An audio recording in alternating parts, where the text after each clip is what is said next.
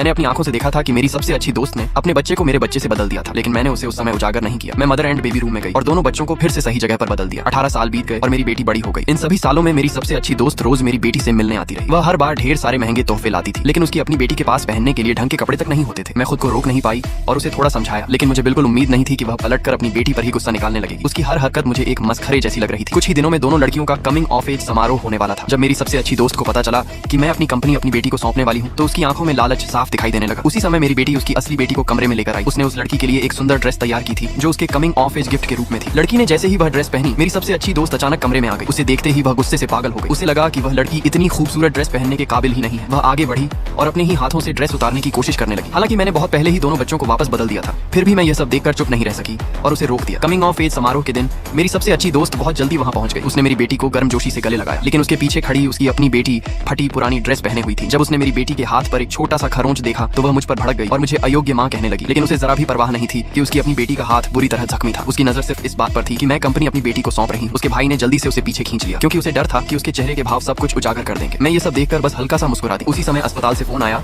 कि DNA test की report तैयार है। बस सब्र नहीं कर पाई और तुरंत अपने भाई को इशारा किया कि जाकर रिपोर्ट ले आए। जब कमिंग ऑफ एज समारोह शुरू हुआ, मैंने सबके सामने ऐलान किया कि मैं अपनी कंपनी अपनी बेटी को सौंप रही हूँ। फिर मैंने साइन किया हुआ कॉन्ट्रैक्ट अपनी बेटी को दे दिया। मेरी सबसे अच्छी दोस्त खुशी से पागल हो गई। वह मंच पर दौड़ती हुई आई और अपनी ही बेटी को एक तरफ धक्का दे दिया। उसने कहा कि उसके पास मेरी बेटी के लिए एक खास सरप्राइज है। मैं उसे बस चुपचाप देखती रही। उसे जरा भी अंदाजा नहीं था कि असली तमाशा अब शुरू होने वाला है।